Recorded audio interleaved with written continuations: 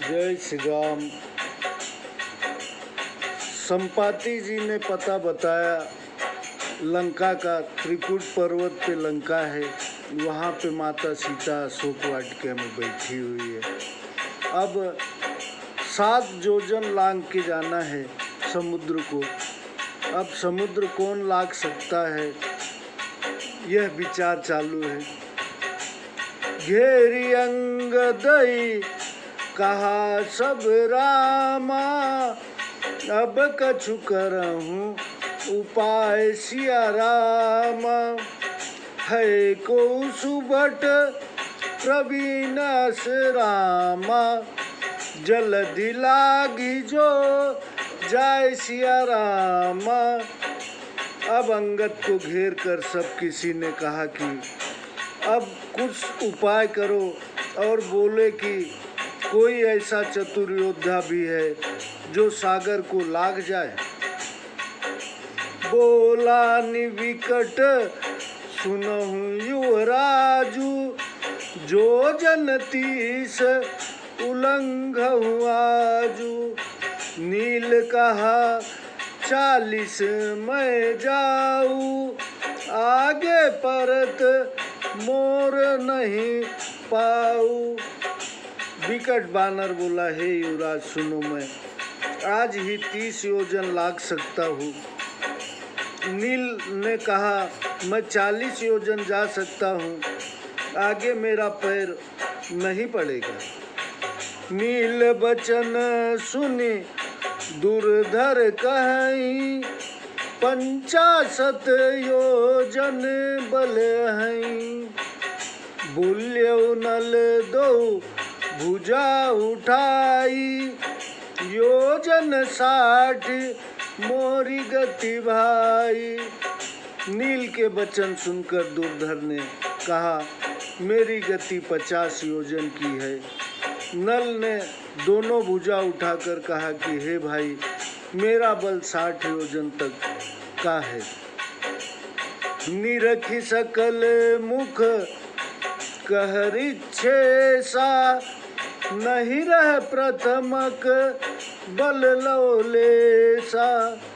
वृद्ध भय बल ऐसा भाई, लांघत पल में जलधि धाई।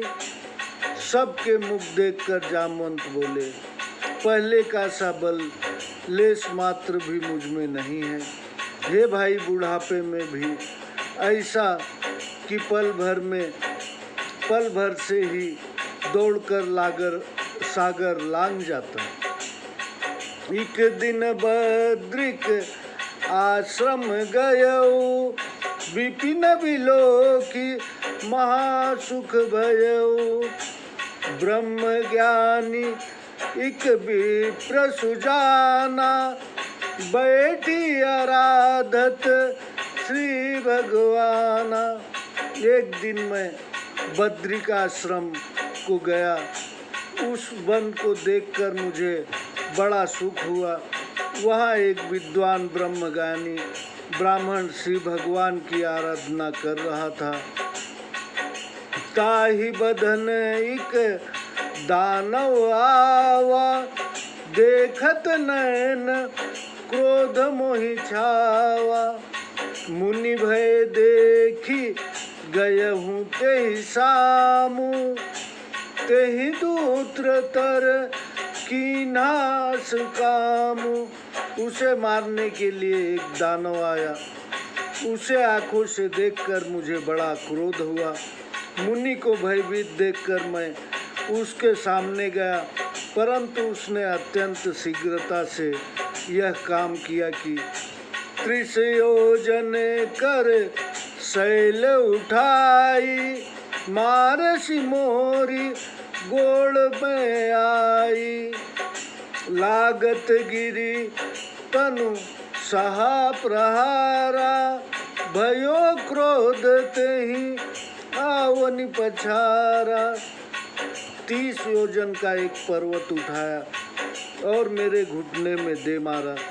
शरीर में लगते ही वह पहाड़ मैंने सहकर क्रोध करके उसे पृथ्वी पे पछाड़ दिया। चीरे दो चरण करी रीसा, सुख पायो दिज दीन शीसा। सो बल नहीं अब तुम ही बखानू, सुनत बात सब अचरज मानू। क्रोध करके मैंने उसके दोनों चरण पकड़कर चीर डाले। तब ब्राह्मण ने सुख पाकर मुझे आशीष दी। वह बल अब मैं तुमसे नहीं कहता कि सुनकर आश्चर्य मानोगे, परंतु शैल प्रहार लगे मम पाऊ, योजन नवे पाछ में जाऊं। मेरे पैर में पहाड़ की चोट लग गई है, परंतु तो भी 95 योजन जा सकता हूँ। पीछे बलि बांधत प्रभु बाढ़ेउ रामा, सोतनु बरनिन जाय सिया रामा। उभय धरि मह दिनी रामा, सात प्रदक्षिण धाय सिया रामा।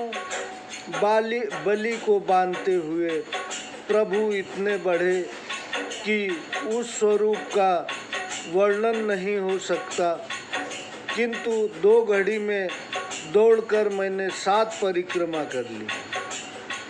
अंगद कहीं जाऊं मैं पारा, जिय संशय कछु फिरती बारा।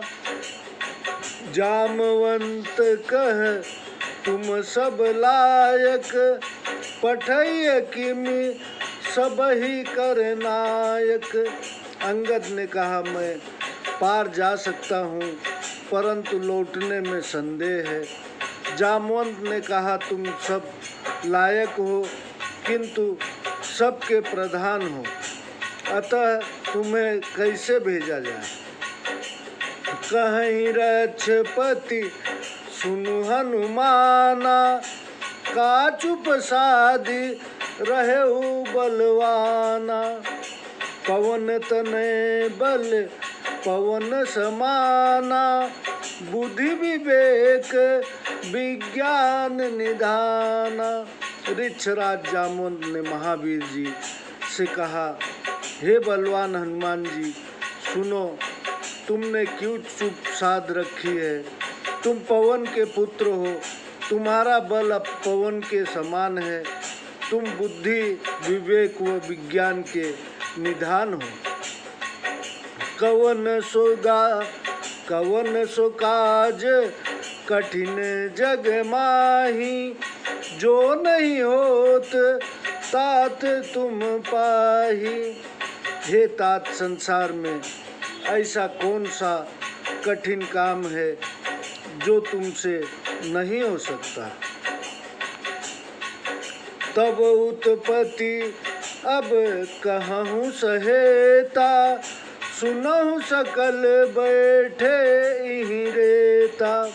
हे महावीर जी, अब मैं कारण सहित तुम्हारे जन्म की कथा कहता हूँ। सब लोग यहाँ रेती में बैठकर सुनो। हिमचलिक पर्वत के पासा, कश्यप ऋषि तप तेज प्रकाशा। दिग्गजैक ऐरावत के सम, आवा ऋषि सन मुख दुर्धर यम। हिमाचल पर्वत के पास तप के तेज से प्रकाशित एक ऋषि कश्यप रहते थे। ऐरावत के समान एक हाथी मानो कठिन यमराज ही हो, ऋषि के सन्मुख दौड़ा। निरखिता ही ऋषि सकल डेराने, चले न चरण शिथिल भय माने। तात तोरते ही बन कर राजा, हे हरि नाम तेज बल छाजा। उसको देखकर सारे ऋषि डर गए। उनके चरण डर के कारण शिथिल होकर चल न सके। बड़े तेजस्वी केसरी नामक तुम्हारे पिता उस वन के राजा थे। सो गज देखी मुनीष निहोरा, हे कपि सकल शरण है तोरा। ऋषि दुख देखी दया मन माही, धायो तुरत तात बलवाही। उस हाथी को देखकर सब मुनि पुकार उठे, हे कपिराज, हम सब आपकी शरण हैं। ऋषियों का दुख देखकर मन में बड़ी दया उत्पन्न हुई। वे तुरंत वेग से वहां पहुंचे। वीर्योताहि एक मुष्टि का मारा, उभय दशन गई भूमि पछारा। पर उधरणी करी घोर चिकारा, तब मुनि होई प्रसन्न विचारा। केसरी ने उससे भिड़कर उसे एक घूसा मारा और दोनों दांत पकड़कर भूमि पर पछाड़ दिया। वह घोर चित्कार करके पृथ्वी पर गिर पड़ा। तब मुनि ने प्रसन्न होकर विचार किया। जय श्री राम। आगे की कथा हम आपको कल सुनाएंगे। जय श्री राम।